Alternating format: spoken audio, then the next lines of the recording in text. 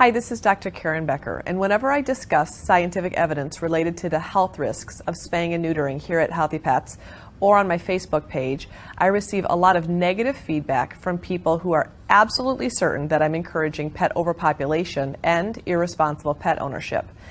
So I decided to make a video explaining to people standing in judgment why nothing could be farther from the truth. I started volunteering at an animal shelter when I was 13 years old, and I started working there when I was 14. I was cleaning cages. And by the time I was 17 years old, I had become a certified euthanasia technician through the Iowa State College of Veterinary Medicine. The 10 years I spent working at a kill shelter and the exposure to certain clients and cases in my veterinary practice over the years have taught me more than I would ever want to know or share in this video about abused, neglected, and unwanted pets. When I first opened my animal hospital, I was so adamant about my clients spaying and neutering their pets before their first heat cycle that if they didn't follow my advice, I really became upset. I tried not to show it outwardly, but I suggested that they may be ethically more aligned to find another veterinarian who didn't feel as strongly about the subject as I did. That was my politically correct way of saying maybe you should go to another vet, because I would literally lose sleep over having intact patients in my practice. So I spayed and neutered thousands of my patients when they were still very, very young, assuming I was completing my moral task as an ethical veterinarian. Then, about 5 years after my practice opened, many of my patients started developing endocrine issues. And this was obviously very concerning to me, as these animals were not over-vaccinated. They were all eating biologically appropriate fresh food diets. The first light bulb went off in my head when I started researching why up to 90% of ferrets died of endocrine imbalance, specifically adrenal disease or Cushing's disease. Mass-bred ferrets that enter the pet trade are desexed at about 3 weeks of age. The theory is that juvenile desexing creates a sex hormone deficiency, which ultimately taxes the last remaining tissue of the body capable of producing a small amount of sex hormones, which are the adrenal glands. Could the same phenomenon be going on in my dog patients, is what I was wondering? Well, in 2006, the number of dogs I diagnosed with hypothyroidism was at an all-time high. Diagnosing low thyroid levels is really very easy compared to the complex adrenal testing required to show that a dog has adrenal disease. I started to wonder if hypothyroidism was just a symptom of a deeper hormonal imbalance in many of my patients, because even after we got those thyroid levels balanced, they still didn't appear to be vibrantly healthy or really totally well. I contacted Dr. Jack Oliver, who ran the University of Tennessee's adrenal lab, and posed my theory to him. I was really overwhelmed when he told me that indeed adrenal disease was occurring at epidemic proportions in our dogs in the U.S. populations and is certainly tied to sex hormone imbalance. Now, whether or not veterinarians were testing and identifying the epidemic was a whole nother story. At this point, I became overwhelmed with guilt. For many years, I insisted my clients follow my advice to desex their pets at or before 6 months of age.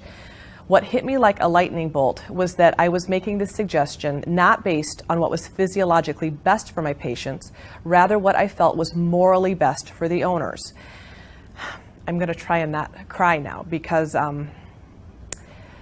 this is a very sensitive subject for me, because I did what I thought was in my patients' best interest. I cried in my exam rooms from 2006 to 2010 more than I have ever cried in my adult life. And eventually, as all of the patients that I desexed early cycled through, many of them with irreversible metabolic diseases, I started apologizing to my clients, and I apologized to my patients as well. Through my blanket recommendations that all pets must be desexed, all of them, because humans may be irresponsible with an intact animal, I had inadvertently made many of my patients very, very ill, and that's devastating to realize as a doctor. So my recommendations started changing. I started recommending that my clients leave their pets intact. Now, you must realize that I own an animal hospital with wildly committed owners. I am not dealing with uneducated, uncaring, uncommitted clients. That is not my clientele. Of course, there were and are lots of exceptions to the rule, but in general, my recommendation as a holistic vet is to perform surgery because it's a medical necessity, not an elective procedure. Within my own pack, I recently adopted a stray Dachshund that is intact, and I plan on leaving him intact. And I am an intact female myself, and I am proud to say that I have not experienced a single unplanned pregnancy in my personal life or in my career at my practice as a holistic vet catering to thousands of intact animals. Now, there are dozens of rabbit trails that I could go down right now, and I'm not going to do that because this video would literally be 3 hours long. But I will say that until we get our nation's shelter systems revamped, animals will continue to be spayed as juveniles, and right now, that's that. We're not going to be able to change that by me making this video.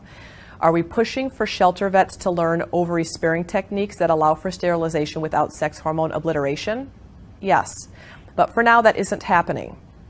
I could have made a dozen choices in my professional career that would have been satisfying, including being a shelter vet.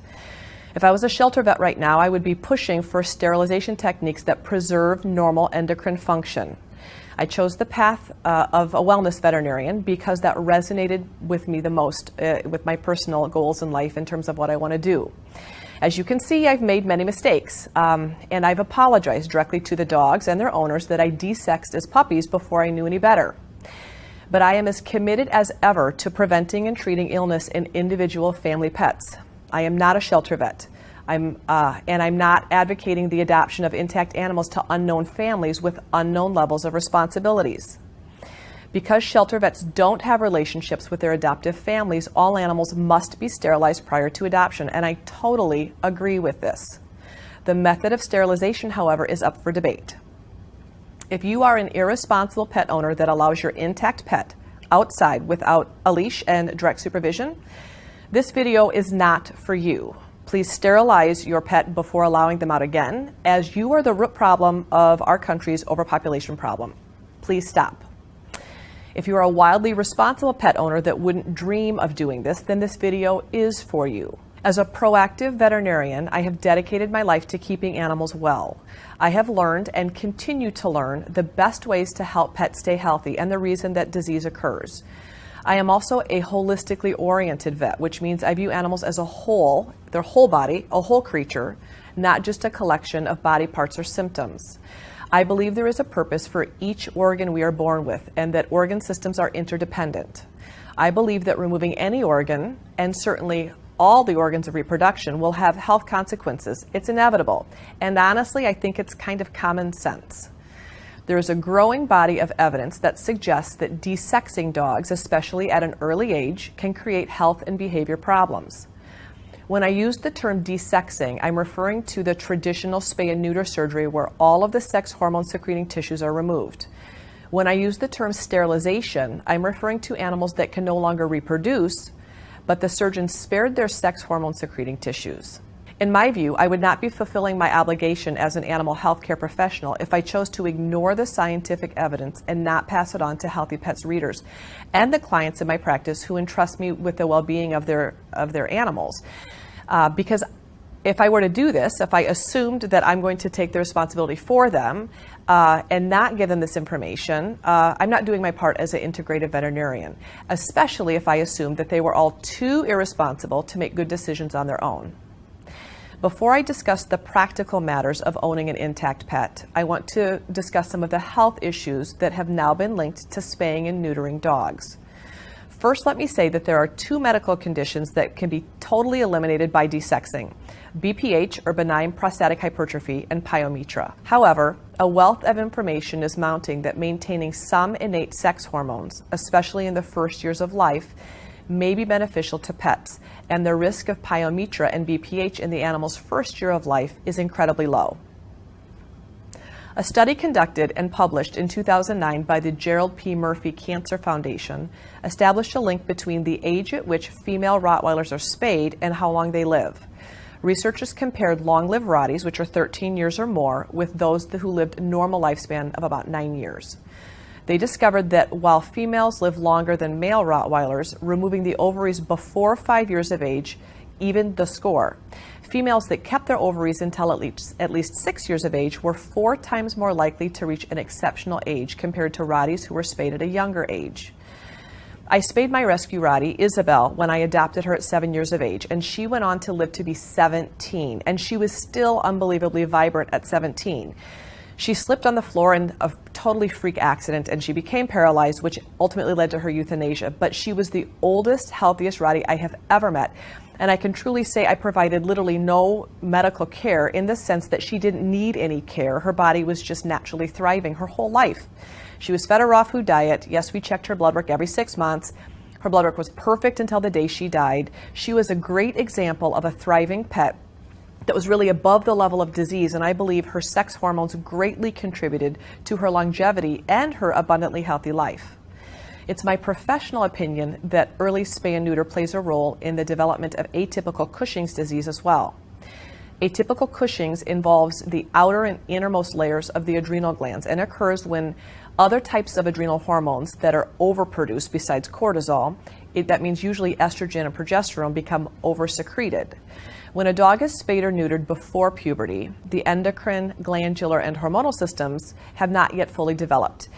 And complete removal of the gonads, that means all sex hormones that the body can produce, which is what happens during castration or the traditional spay, can cause the adrenal glands to produce sex hormones because they're the only remaining part of the tissue in the body that can secrete some. Over time, the adrenal glands become taxed by having to secrete the body's demand. It's very difficult for these tiny little glands to keep up with the body's demand of sex hormones, and this is the condition of atypical Cushing's. Hormone disruption is a central feature in Cushing's disease, and any substance or procedure that affects the body's hormonal balance should absolutely be evaluated as a potential root cause. A study from the UK suggests that there actually isn't much scientific evidence at all to support the idea that early spaying of female dogs decreases or eliminates future risk of mammary tumors or breast cancer. This has been a much promoted supposed benefit of early spays for decades, but as it turns out, it's based on theory rather than scientific evidence. A veterinary medical database search of the years 1982 to 1985 revealed that in dogs with tumors of the heart, the relative risk for spayed females was over 4 times that of intact females. And for the most common type of cardiac tumor, which is called hemangiosarcoma, spayed females had a greater than 5 times risk versus their intact counterparts. Neutered males had a slightly higher risk than intact males as well. In another Rottweiler study published 10 years ago, for both males and females spayed or neutered before 1 year of age, there was a 1 in 4 lifetime risk of developing bone cancer, and desexed Rotties were significantly more likely to acquire the disease than intact dogs. In another study using the Veterinary Medical Database for 1980 through 1994, the risk of bone cancer in large breed purebred dogs increased 2-fold for those dogs that were also sterilized. Similar to the situation with early spaying and mammary tumors, there's a common belief that neutering a male dog prevents prostate cancer. However, a small study conducted at Michigan State University's College of Veterinary Medicine suggests that neutering, no matter the age, has no effect on the development of prostate cancer. Studies done in the 1990s concluded dogs spayed or neutered under 1 year of age grew significantly taller than non-sterilized dogs or those dogs spayed or neutered after puberty. The earlier the spay-neuter procedure, the taller the dog. Research published in 2000 may explain why. It appears that removal of estrogen-producing organs in immature dogs, female and males both, can cause growth plates to remain open. These animals continue to grow and wind up with abnormal growth patterns in bone structure. This results in irregular body proportions, possible cartilage issues, and joint conformation issues. A study conducted at Texas Tech University Health Sciences Center on cranial cruciate ligament injuries concluded that spayed and neutered dogs had a significantly higher incidence of rupture than their intact counterparts. And while large breed dogs had more CCL injuries, sterilized or desexed dogs of all breeds and sizes had an increased rupture rate.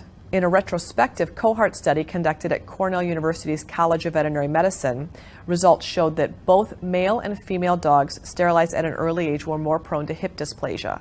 A recent study conducted at the University of California, Davis, involving several hundred golden retrievers, revealed that for the incidence of hip dysplasia, CCL tears, lymphosarcoma, hemangiosarcoma, and mast cell tumors, the rates were significantly higher in both males and females that were neutered or spayed compared with intact dogs. Early spay-neuter is commonly associated with urinary incontinence in female dogs and has been linked to increased incidence of urethral sphincter incontinence in males. Spayed and neuter golden retrievers are much more likely to develop hypothyroidism. A cohort study of shelter dogs conducted by the College of Veterinary Medicine at Texas A&M University concluded that infectious diseases were more common in dogs that were spayed and neutered less than 24 weeks of age. The AKC's Canine Health Foundation issued a report pointing to higher incidence of adverse reactions to vaccines in spayed and neutered dogs as well. Among the reports and studies pointing to health concerns associated with early spaying and neutering, we also find mention of increased incidence of behavior problems, including noise phobias, fear behavior, aggression, and undesirable sexual behaviors.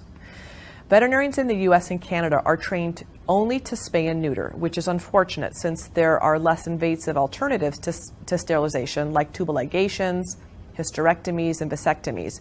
These particular techniques are quick and easy and certainly effective. In fact, they are commonly, once the technique is mastered, they're faster and less risky and potentially less costly than a full spay or neuter.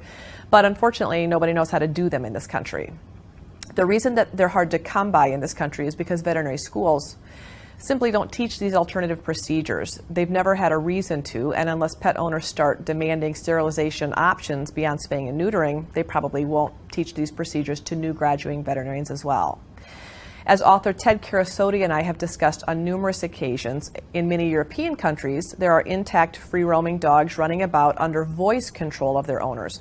And when female dogs go into heat, owners simply manage the situation by removing them from group social events until their heat cycle is complete. They're kept at home, sequestered away from males, and they're walked obviously on a leash. Ted tells a story of a British veterinarian he interviewed who said that most of the requests he gets to neuter dogs comes from U.S. and Canadian citizens that are living in London. Rather than immediately comply with the request, the veterinarian talks with the pet owner about the actual necessity to neuter the dog. If the dog is always on a leash and always under the owner's control, then how exactly would the dog become pregnant if it's constantly with the owner and never off a leash? The veterinarian says that he rarely has a British pet owner requesting a spay and neuter procedure. Most Americans can't even comprehend that it's possible to keep intact pet dogs and not have millions of litters of unwanted puppies. That's because we've been conditioned to believe that a responsible pet owner means spaying and neutering. I was taught to believe the exact same thing, that keeping an intact pet was considered irresponsible, even if the owner is meticulously careful about not allowing the pet to breed. Of course, our dependence on spaying and neutering as the only form of birth control is the result of generations of irresponsible pet owners and millions of unwanted dogs and cats that are killed annually in our animal shelters. So it is a vicious cycle, and it's a very frustrating cycle to witness. Irresponsible people need to have sterilized pets. No one's going to argue that point. Unfortunately, spaying and neutering responsible people's pets doesn't make irresponsible people any more responsible. They remain the root cause of the overpopulation crisis in this country. My problem with the spaying and neutering issue is it's the only current solution to the overpopulation problem, and we're not just halting the animal's ability to reproduce, we are removing the incredibly valuable sex hormone secreting tissues like the ovaries and the testes.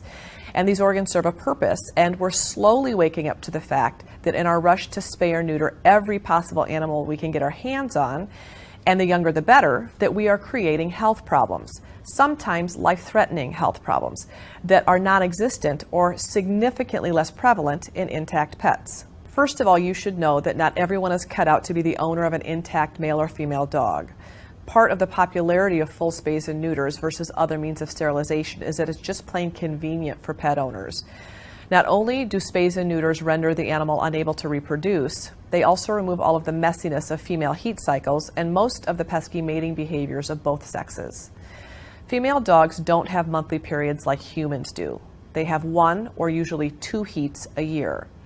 You can usually tell a female heat cycle is on its way when your intact female's vulva begins to enlarge. Just like humans, there's bleeding involved, but unlike human females who are not fertile during menstruation, dogs are just the opposite. Female dogs can get pregnant only during heats for about 3 to 4 days as their unfertilized eggs ripen in their bodies.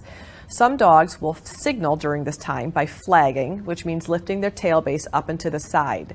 Some females will stand and can be mounted at any time during their heat cycle, including before and after they're pregnant or fertile. Others show no behavior signs whatsoever. Owners of intact female dogs must be certain of the signs of heat in their pet so that they can separate them from male dogs during this important time. Never underestimate the determination of an intact male dog that wants to mate with a female dog in heat. I'm telling you, if you have a female dog, female dogs will visit you in a tri-state area because she's very popular pheromonally.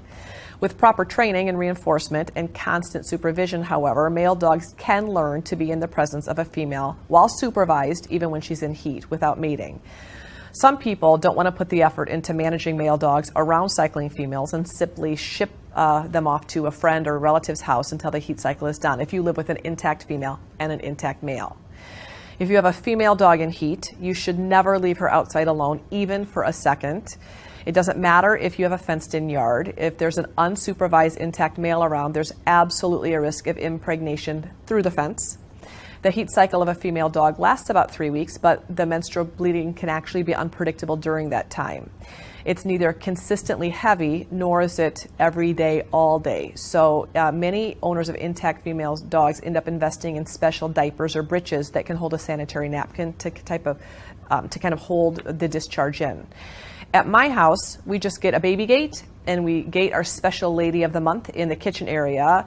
We put a dog bed in there, and then we just mop a couple times a day. Typically, female dogs are incredibly good at keeping themselves very clean, and most of the time there's very little mess. Intact males should absolutely receive positive reinforcement behavior training to stop urine marking in the house, as well as any humping behavior that they may have developed. The intact adult male Doxy that we just rescued, his name is Lenny, became Lenny Loincloth after a few days in our house for obvious reasons. He acquired his last name because he marked absolutely every corner of every piece of furniture that we owned. So to reduce this totally undesirable behavior and to reinforce healthy housebreaking, we put a belly band on him, or a loincloth is what we called it. Same concept, it's a little diaper that holds his penis to his abdomen. Dogs innately should not want to whiz on themselves. They want to whiz and mark on objects. So by belly banding him, we reinforce good behavior, going potty outside and not marking in the house. I'm proud to say that in 1 month's time, we've really helped him kick his marking habit for the most part. A constant positive reinforcement was really, really important. We also discovered on the first day that Lenny was in our house that he liked to hump everything that he found. He preferred humping pillows and dog beds. So we simply picked those pillows and dog beds up. We didn't give him those tempting objects to exhibit that undesirable behavior.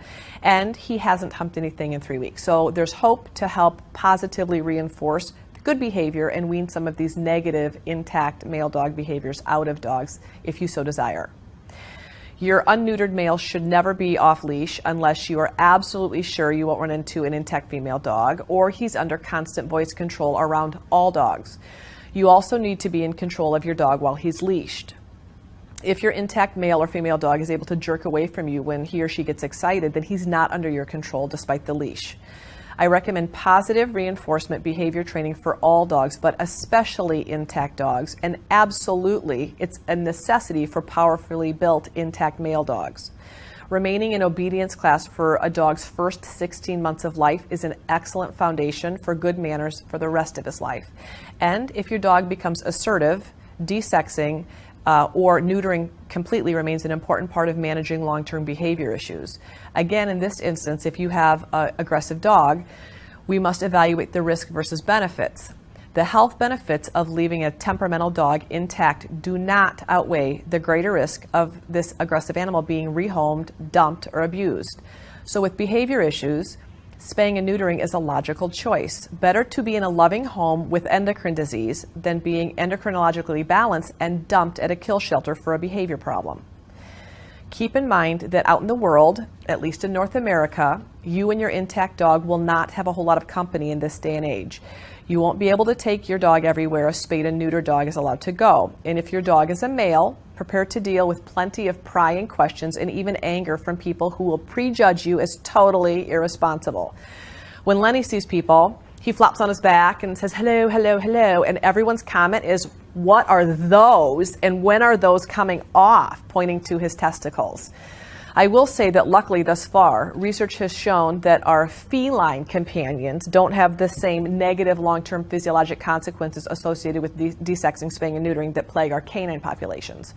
So not to say that we won't identify potential links in the future, but thus far it appears that our canine companions are more negatively affected by spaying and neutering. I made this video so you could understand why I no longer take a cookie-cutter approach to desexing all juvenile pets. The decision to sterilize, spay, or neuter your pet, and at what age and with what technique, is a very personal decision that is based on your dog's breed, temperament, personality, and your commitment to training, lifestyle management, and responsibility.